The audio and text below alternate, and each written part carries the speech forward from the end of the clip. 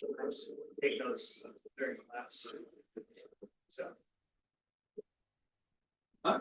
Just taking notes during class and then, Taking notes. yeah, going over the lecture notes, making sure that. Okay, and after this class, and how soon you review the lecture notes? Like once, I mean, sometime tonight probably. Okay, that's good. That's good. How about other guys? Bobby. If I don't understand something from the lecture, then I'll look at the book or watch a YouTube video. But if the lecture goes. YouTube video? Sometimes, yeah, sometimes I'll look at YouTube, they have nice animations sometimes, which helps. Oh, okay.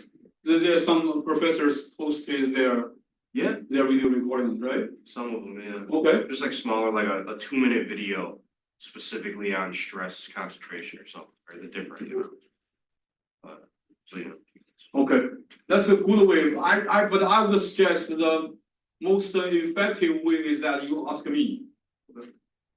Well, Yeah, during the office hour, okay? Because I'm teaching as I'm more familiar with all these contents than other people, right? So if you ask me, I can know on which part you are talking about. However, if we want to go with YouTube, you need to search, right? And searching sometimes is time consuming. Also, sometimes you cannot search exactly, you cannot get exactly what you wanted. You guys agree? So that's the reason I want you, several things I want you to do. First, when I teach, I'm pay 100% attention to what I'm teaching. I beg you, don't do anything else. I beg you, don't do anything. If you do anything else, after class, you need to spend the same amount of time and to review what I just taught. So that means you use double time. Double time do the same thing is not effective. You guys agree? So be attentive, be aggressive. If you have questions, point out, ask me immediately.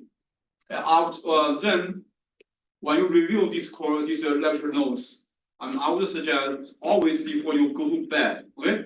Today's lecture notes, and before you go to bed tonight, review the lecture notes and to see if you have understood all these details or not. If not, write down. If not, write down which part you are still confused with, and then next time, you can come to see me during the office hour or immediately email me. Okay? So be attentive and aggressive in the class. Review your lecture notes before you go to bed every day. And attend the office hour frequently or as needed. These are 3 strategies to guarantee that you understand all these contents very well. If you understand all the contents very well, getting A is not a problem. Right? I'm not a bad guy, trust me guys, okay? If you do everything well, I do not give A. No, I'm not that kind of person. I give my students grade based on the performance. If you do everything well, definitely you get an A, no doubts. Okay? 3 strategies I just talked about. But especially for this is a math intensive course, just like this one. A huge amount of equations. If you skip several sessions, you will be totally confused. Trust me. If you don't trust me, you can just just do experiments. But that is you just lose a lot of the time, and this is a precious time. Okay, with that being said, today I'm going to continue our talk, and by next Monday, can you email me and your idea? Last time I told you, right? So we have 2 options. One option is that I will write everything down on whiteboard, so which is more time consuming. And second option is that before each class, I print out all the hard copies of the lecture notes, give each of you. And then we go through the lecture notes. You have the hard copy in your hands. I'm going through this one. If you have a question, just ask. So this one will save me and you a lot of time. Why? Because we have a lot of figures there, equations there. If I draw one figure, it's about 2 or 3 minutes. Okay, by next Monday, upcoming Monday, and tell me your thoughts. Okay, Which one is best for you? no, it is not important for me, right? That is, I want how to maximize your guys' learning. I'm okay. Right? I'm okay. I want to maximize your learning. If you want me to write everything down there, I need to tell you, the pace will be slow. Right? The pace, because I need time to write, right? A lot of equations. I need time to write and then explain. However, if I give the hard copies to you guys, you have all these hard copies, and then when we talk everything, this I just ask you, for example, I say, look at this figure, and then you just look at your lecture notes, the figure here, and then you can just draw down the important points. Tell me by tomorrow, no, by Wednesday, not Wednesday, Monday. 好，大家上。Okay.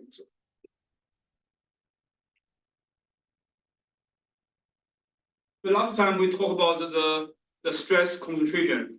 This is a stress concentration. And here, you have learned this stress concentration, right? Stress concentration. Whenever on this specimen or workpiece, you have some defects on it. The defects is a hole. Is the hole. If we have a hole, and we will usually have this is a stress concentration. Stress concentration mathematically is denoted this way. So for example, this is an infinite plate, and we have a hole here without loss of generality, and we have this is elliptical hole, 2A and 2B, and for this curvature we have a rho here, and suppose we have sigma. If we do not have this hole, okay, theoretically, if we do not have this as a hole here, theoretically, for all generic points here, we will experience the same sigma stress level. Do you guys agree? However, because the existence of this hole, and this is the stress, is a sigma A at the corner, and these two corners, and this is symmetric, and these two corners, sigma A can be described using this one. Sigma, the nominal stress applied externally, and plus 2A divided by B. You can see it depends on how big the stress intensity, stress concentration factor is dependent upon this one, right? You guys agree? That means if the A is very, very large than B, so this sigma will be very, very huge, and sometimes can be a very big problem for us. In terms of this is the safety, or this is the health of this specimen. So sigma A divided by sigma, this is called a stress concentration factor. And so we already talked about a stress intensity factor. Now this is stress concentration factor. And keep in mind, and these two guys are totally different, right? You know that, right? Stress intensity factor, we denote this guy is using K. And we have K1, K2, and K3 for 3 modes. For stress intensity factor, stress concentration factor is used to describe on how bad this is a crack can increase this is the applied stress. So if this one is very, very high, that means it's very dangerous for this specimen. It's very easy to feel because locally at this point the stress is much higher than the nominal stress. You do not know at what time so this guy will yield. If this guy yields, the yielding will continue until it fully filled. Dylan? You said that happens when the stress concentration factor is high or low? Yeah, if the stress if stress concentration factor is very, very high, and here, so this point will be yielding very, very soon. Yeah. And then so it fills, right? This guy yield and the plastic deformation starts from here and very, very easily to to propagate. And also, I need to tell you guys, plastic, we always use the word plastic flow. Whenever the material and experiences plastic deformation, we can theoretically treat this guy as a fluid that starts flowing. Right, guys? So that means from solid to fluid is bad. Flowing is bad, right? Do you want your specimen to flow like a fluid? No, right? We want this guy to be solid as a rock. So that's the reason plastic deformation always called plastic flow. Whenever plastic deformation occurs, you need to be very, very careful. Plastic flow, we call plastic flow. It's very, very intuitive. So keep this in mind. Okay, so this is stress concentration factor. So here is the rho. The radius of the curvature is denoted as b squared divided by a. And then this you can see sigma a here. And if we this equation can be rewritten using this equation sigma plus 1 plus 2 square root a divided by rho. Now we will not take care of the b. We just forget about b and we use the rho here.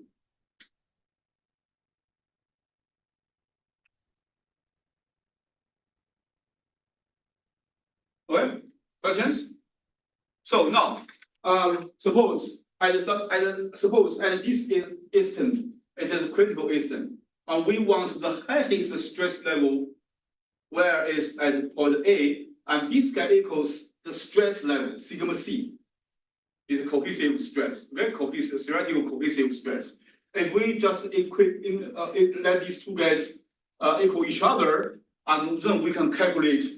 This is you can just put this one in this is sigma a. Okay, sigma a is assuming if A is much larger than B, if A is much larger than B, and so this is rho. If you can see if A is much larger than B here, so this is we will have this is sigma A. Can be written as sigma multiplied by 2 and square root a rho. If A is very huge than B, so this one can be thrown away. Do you guys agree? Nico. Why are we assuming that the stress at A is equal to the cohesive? Because we want to see under what condition it fails. Oh. Yeah, sigma c is a cohesive strength, right? A cohesive strength theoretically it means that under what condition the bond breaks, right? Under what condition the bond breaks. As long as we just let this sigma a equals sigma c, right? So and this will be a critical condition. I can calculate a value. Let me tell you again. If the A is very larger than B, and what will happen, guys? In this equation, this one can be thrown away, right? If A is very larger than B, that means 2A divided by B will be a huge number, and this number, the one we compare one with this huge number one can just be thrown away. So that's the reason we can just simplify this equation, just throw this away, because if this value equals 100 and 1 is just totally negligible, right? So we can just simplify a little bit and make sure sigma A equals sigma multiplied by 2AB. And if we rho here, the sigma A is approximately equals to sigma multiplied by 2A rho. And because we want to see under what condition and this material fails, and then we just include is EA and EC, sigma A and sigma C. And sigma CA is related to the actual loading. Also you crack. And sigma C is my material property. It is cohesive strength. It is a bond. How strong the bond is. If I equate these two guys together, I can just see this at this. If this equation on the holds, right? So this is I can write this sigma as sigma f, that means failure strength. If I get this failure, apply this failure, this stress, this is the bond breaks.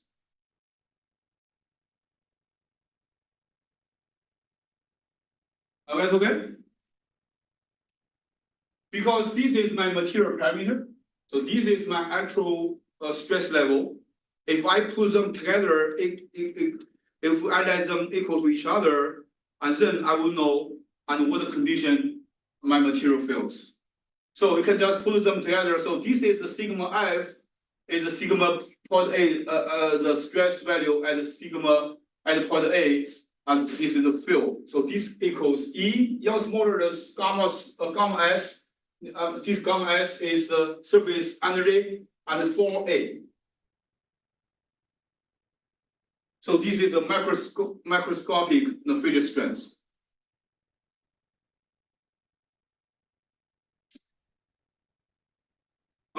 So here is one observation. In the absence of plastic deformation, means that we only take care of the elastic deformation, and the plastic deformation we just ignore. Just 1 second, the minimum radius crack tip can have is on order of atomic radius. That is rho. Rho is a curvature almost equals x0. X0 is the spacing distance between two atoms. Good. What do you say gamma S was? Gamma S. Yeah. Gamma S is the surface energy. And surface energy means that to have this new surface and how much energy you need to apply to the cracked body. We know that, right? So whenever we want to break something, or break something means what? Means we make some new surfaces, cracks, surfaces on the body. You guys agree? Even though this is bad, right? Breaking something means bad. But this is need energy. It needs energy.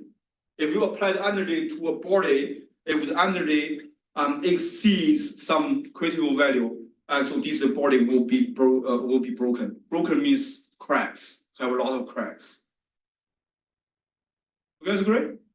Whenever you want to drive the crack to propagate, and you must continuously put in more energy. Earthquake is another way to release energy. Crack propagation, crack initiation is a way to release energy. Because all the bodies, all the systems in the universe tend to have the minimum level of energy. Do you guys agree? Yeah, okay. So if we have more energy, so this system will find a way to minimize this guy's energy level. How? Breaks, right? Breaks is bad, right? We know, but we know from the perspective of energy, we know that crack initiation and crack propagation is an effective way to release energy, to make sure this body still kept in the equilibrium state, or this minimum energy level. So this is the sigma f. Okay, so this is E. E is Young's modulus. Gamma S is a surface energy you need to generate new surface. That means a crack. A is how big is the crack that you have. So this is another. There are two professors called Galen and Kellinen. So these two talented professors, they propose that sigma f equals this one. Sigma f is proportional to E gamma S and this A. So here is alpha, and this alpha is about 1 on order of the unit, and this is about 1. So this is which one is accurate? Okay, which one is accurate? Both of them are accurate. And because this Professor Galen and this Kellinen, and they propose this one, and they use this different material. I will not say this one is correct, that one is wrong. No, both of them are correct. Questions? You can see this is at a very, very early stage of the development of fractional mechanics. Any questions, guys? I'm sorry, guys, there are a lot of equations, okay? But don't get me wrong, you do not need to you do not need to memorize these equations. What you only need to do is that you know how we get these equations, understanding. It's not, I'm not memorizing, I will not ask you to memorize. If you can memorize, let me know, I will admire you, but it's not. I cannot, I'm a stupid guy, I cannot. But I know how to derive these equations, how to use it, that is good enough. But some talented people, they can memorize everything. I know one guy. Yeah, it just, his eyes just like a camera, can memorize all these things. That's genius. So then we move on to next one. So this is Griffiths. Griffiths is one of the biggest this is fractional mechanics person. And so this is a fractional mechanics is a community. So the Griffiths they propose energy balance is a theory. So in 1920s, so it sees that you can see also from the perspective of energy. So it says that Young's model, this is total energy, here is total energy, okay? So this is not Young's modulus anymore. Total energy equals pi, big pi, and big pi. Big pi is denoted, used to denote potential energy. And this is plus this is Ws. And Ws, yeah, as a subscript means surface, okay? This S means surface. And the work required to create new surfaces. I'm going to tell you, new surfaces means cracks. Cracks, even though cracks are bad for us, but we need to know. And so this is a work required to create new surfaces and is denoted as Ws. What? Potential energy. Potential energy is supplied by internal strain energy and external forces. External strain energy means the deformation. If you have taken CE with me or the machine design with me, and you know the internal strain energy, right? Right, guys? If by some means, and so this body deforms somehow, somewhat, and so then we have strain energy, and also plus external forces, and the work supplied by the external forces. Questions so far? Hey, you go. When you say work required to create a new surface, does that mean like to deform it or crack it, or what does that mean?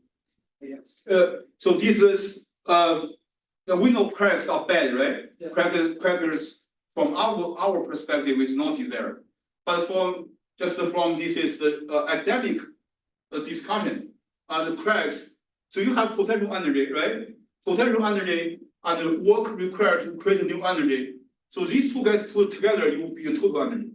If we have a total energy, and this total energy includes potential energy and this energy. So this energy will be used to open the new phases. That means have new cracks. Yeah. For the total energy, is that something like the total energy of the material? Yeah, the system, we call the system, the whole thing, the whole body. The whole body. What's the difference between WS and gamma S? Gamma S is the surface energy per unit length. Good question. WS is work, also energy, definitely is also energy, required to create a new surface. So it's not per unit area, it's just. This WS usually generate two surfaces. Right? You guys agree? Every crack has two surfaces. Do you guys agree? Yeah, that is the difference between WS and the surface energy. Also, surface energy is denoted as the energy per unit length. Okay, yeah. Okay. But this here is a energy itself is energy. So suppose at the critical point means that the crack is going to happen. Is a critical point. at the critical point, because as I said, all the systems have the tendency to maintain the lowest energy level, right? Lowest energy level, then, so at this critical point, the system is going to have cracks in order to minimize the energy level. So I know, and so the derivative of E with respect to the area must be equal to 0. Right? And then if this is the case, and just use this equation, the d pi dA plus dWs dA are equal to 0.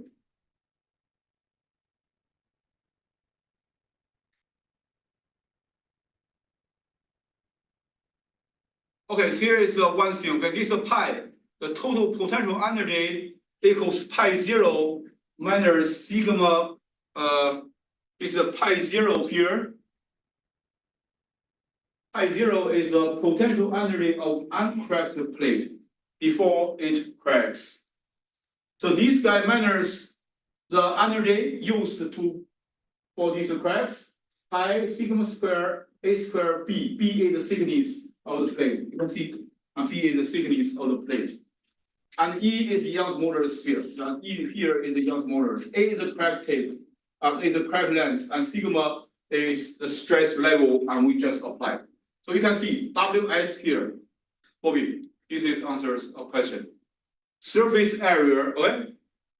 Okay. Yeah, surface area depending upon how big my crack length is, also how depth, how deep it is. That means the B value, right? So surface area multiplied by gamma S. And surface area multiplied by gamma S. So so we have 2A here. You can see we have 2A and 2A because we have two surfaces, right? You guys agree? And some students might ask, why is the 4 here? Why you have the factor 4? The factor 4 means that the crack length is 2A, but I have this face and also I have a lower face and I have the taller face as well. That's the reason I have 4, right? A, B, B is the B, how depth, the width, and multiplied by gamma S. So gamma S surface energy per unit area. Not just energy itself, it is energy per unit area.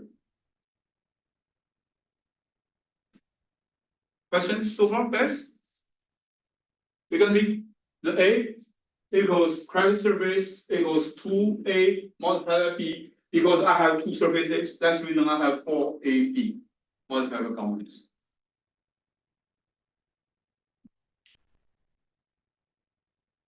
Are you guys following me? Good.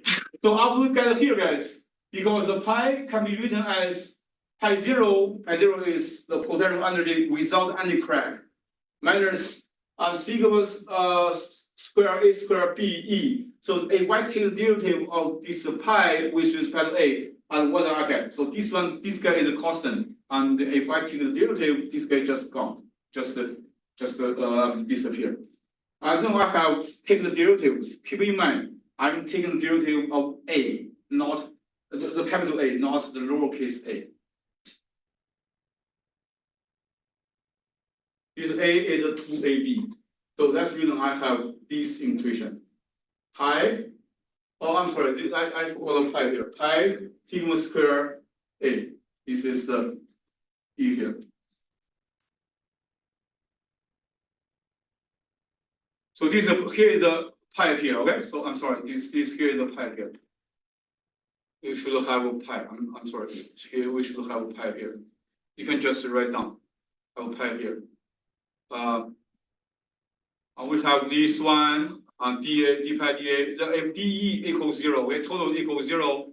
So we know that this one plus this guy equals 0.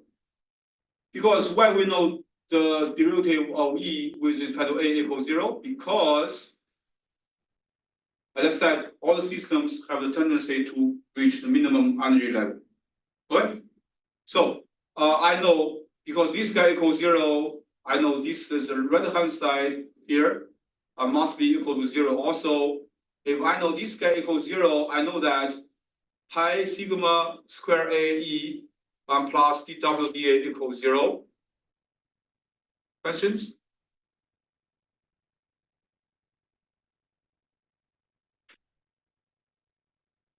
Yes.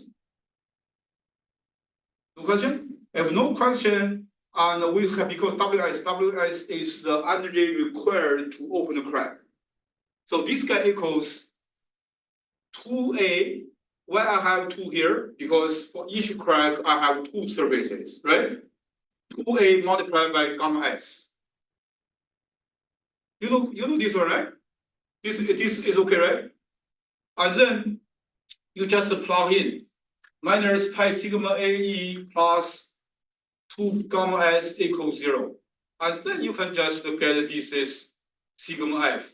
If you just let this guy equal 0, as I said, for this critical condition, this sigma I call the failure stress, sigma F. That's the reason I have sigma F equals 2E gamma S pi A.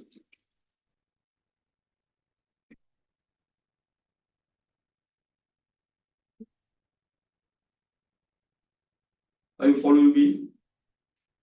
But anyway, from next Monday, I will give you the hard copy of my lecture notes. How does that sound? And you can just ask me, Doma, yeah, you can I have hard copy, then you can just go through this one electronically, or you can just still ask, Doma, we prefer to you to write on the board. Either way will be okay. But from next upcoming Monday, for each class, before each class, I will give you my hard copy of my lecture notes. I think that will help you a lot. Do you guys agree? Okay. So to help you to record, to take notes, and whenever you have something confused, and just write down. Questions so far? We can see this is from the Graves theory. When we compare this one, we can see this is very close to this is what the Galen and Cannon proposed. But as I said, both of them are correct because from different people. And also this is at the early stage of the development of fractional mechanics. And different scientists, they usually have some slightly different opinions. All of them are correct. Are you guys okay with this equation? You can see the stress level, the failure stress is related to the surface energy and the system requires and to have new surfaces. New surfaces means new cracks. We can see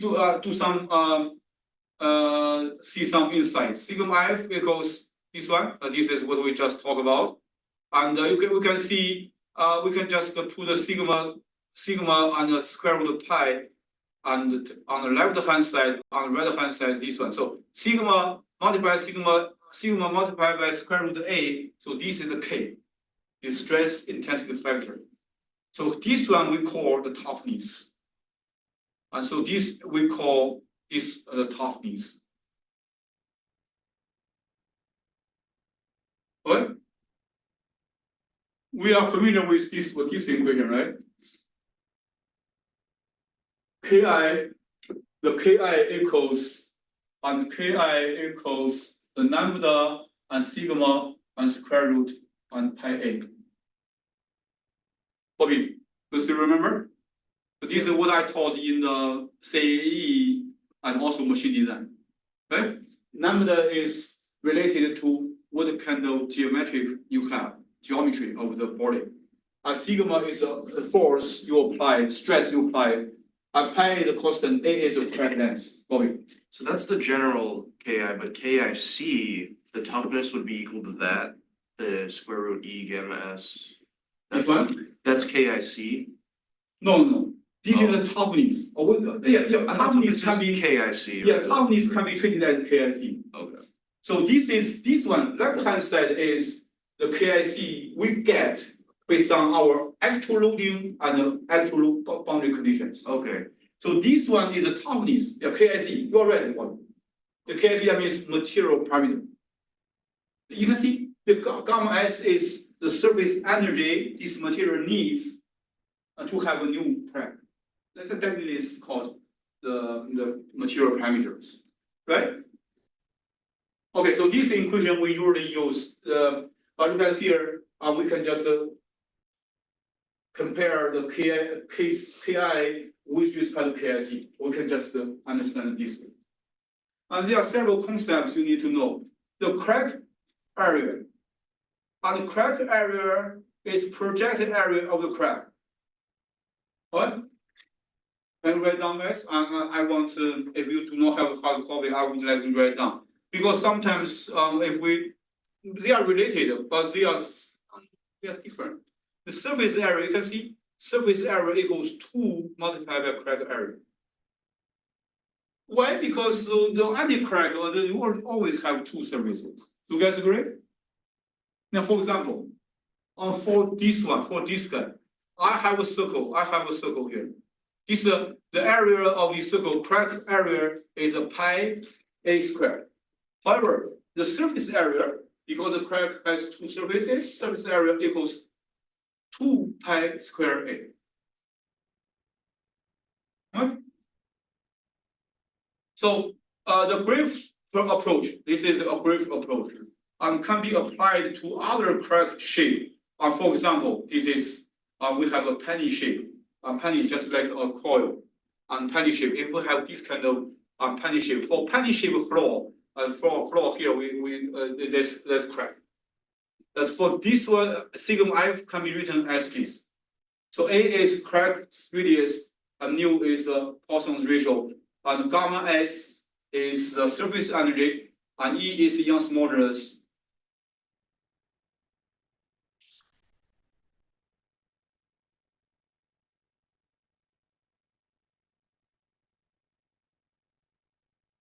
Okay, so this is for penny-shaped crack, for penny-shaped crack. And my bottom line is that you just need to know how to use this equation. No memorizing, just understanding. And then we have modified this is the Graves equation. So you can see Dr. Rubin and Dr. Orlovan independently modified the Graves expression will come from materials that are capable of plastic flow. So you can, this is a little bit development. And the original Graves equation does not take the plastic deformation into account. But Dr. Rubin and Dr. Orlovan, they have developed something new based on the original Graves equation. And so this equation, okay, so you can see this is the failure stress. Failure stress, the critical state that when you apply the load, it will fill, it equals 2E pi A gamma S surface finish, and this gamma P. Gamma P is the plastic work per unit area. And gamma S is the surface energy per unit area. And gamma P is the plastic work per unit area of surface created. And this is the gamma P is usually much larger than the gamma S. You can see this is a crack propagation, and this is a plastic deformation here, plastic deformation. So we have a WF equals gamma S plus gamma P. Failure is called failure.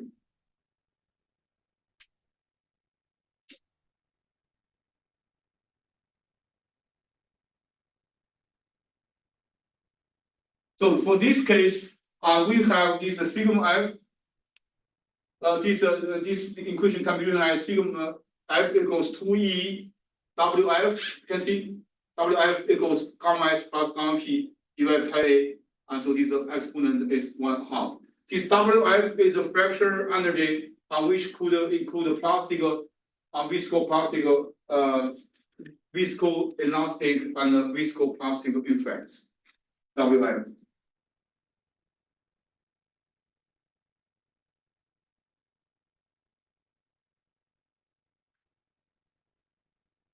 Question? Question is? So here is one equation, right? WF equals gamma S divided by 2 area and projected area. if we have this kind of zigzag crack, and what is the true area? And true area is you just calculate it this way. But what is the projected area? And from here and to here, if you draw a straight line, it's called a straight projected area. You understand, guys? So usually, if this is zigzag very much, and so this is the WF is much larger than the gamma S.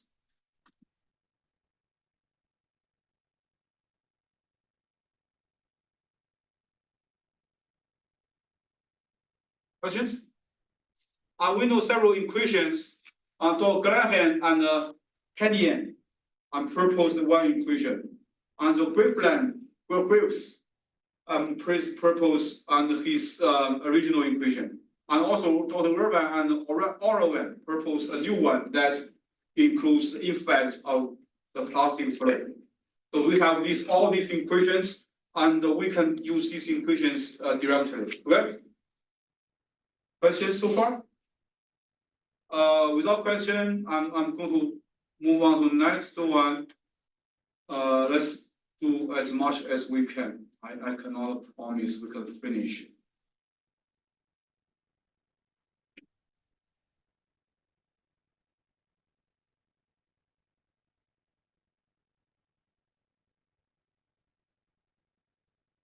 Look at this one.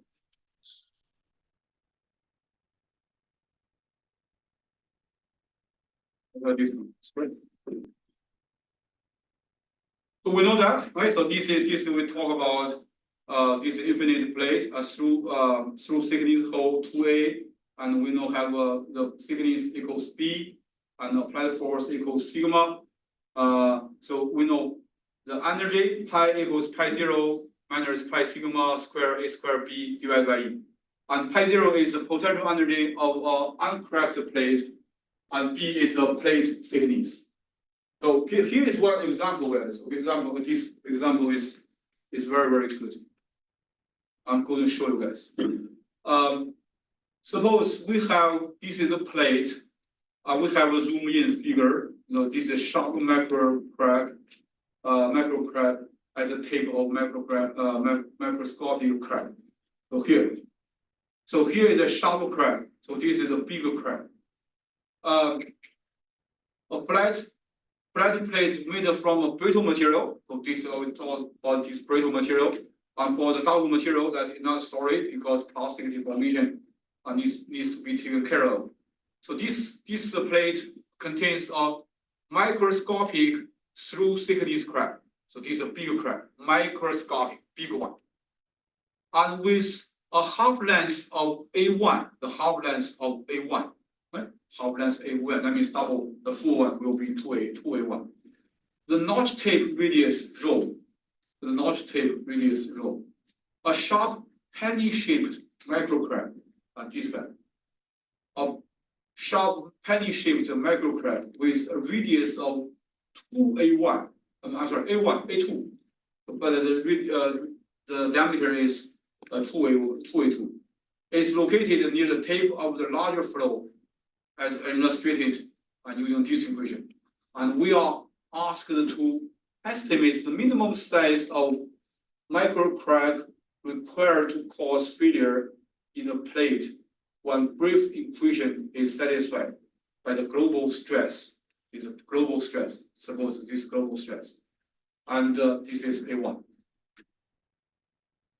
And how to solve the problem, guys? How to solve the problem? So you can see, right? And to find the critical A2, to find this critical A2, that means I need to have sigma infinite equals sigma F. You guys agree? Right?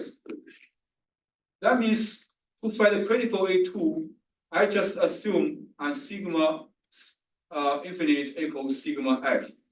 So this equation, if this equation is met, this crack is going to fail. The crack is going to propagate. Bobby. Which crack would propagate? Like the big crack, the big macroscopic crack would propagate at that sigma? Yes, macro one. You can see, okay? So sigma local, we know that for the stress concentration factor, and sigma local here, you can see guys? Sigma local here, and so this equals sigma infinity multiplied by 2 square root of A1 divided by rho, right? You still remember this equation, right?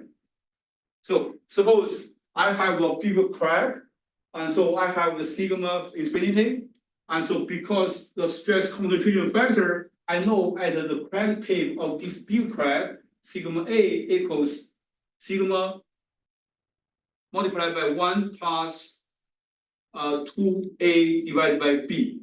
If we use rho, I can have another equation. So here, this one.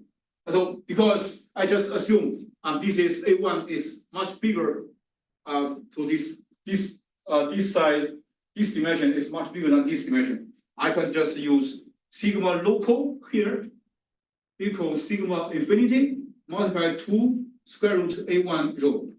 So this equation we have learned. One more time.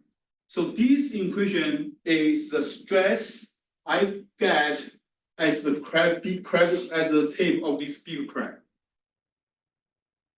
Okay. Yeah, and then that stress concentration factor is what the small crack is experiencing, like that's Yeah, the you're applied right. stress of the. You are right. You are right. Okay.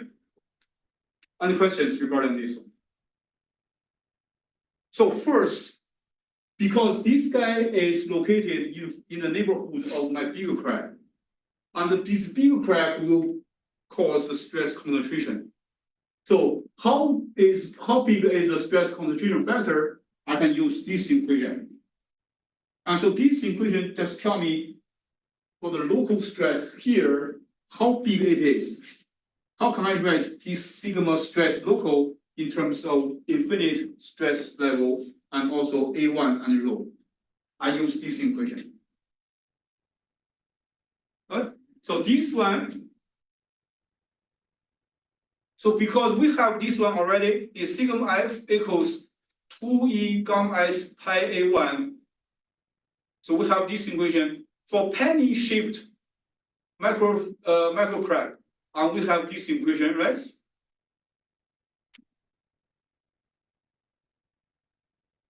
Right? For penny-shaped, the sigma F, and we have used this equation to calculate sigma F. So this is a sigma F penny. This is sigma F. This is the bigger one. So for this one, we can get just plug in. We can get this equation. So this sigma penny equals this equation, and then we can calculate the A2.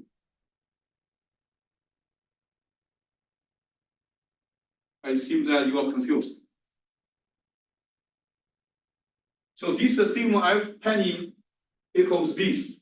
So this one means that if the sigma F in the neighborhood of this is the small crack, and which equals sigma local. Sigma local. And sigma local equals sigma infinity, multiplied by 2 and square root and A1 divided by rho, right? If this is sigma local equals a sigma F penny, so which equals a square root on pi E gamma S and 1 minus U square and A2.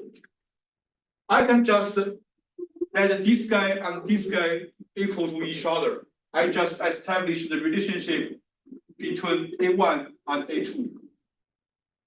Right? And then I can get this is the this A2.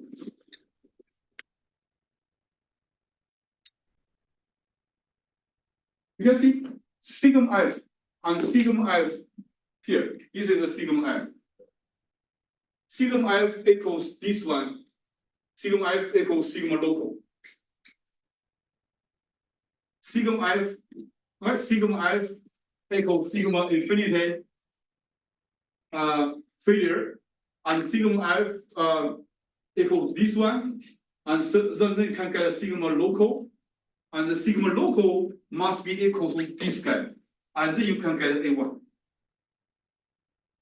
I want you to derive this one, and if you have a question, please let me know.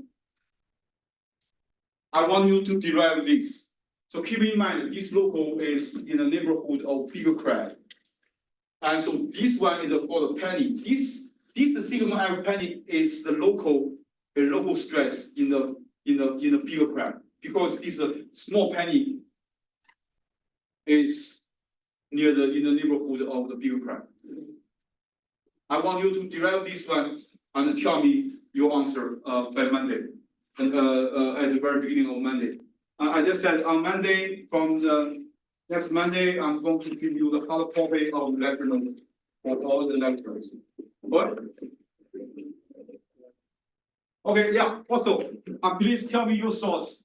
Which options you want me to go with? I don't mind the hard copy before class. Okay. This one is okay? Okay, I'll give you a color copy in front of the class. How does that sound? Okay, good. It's just so you get. Oh, yes, so you got wonderful, yeah, maximum one will meet. When, yeah, we said,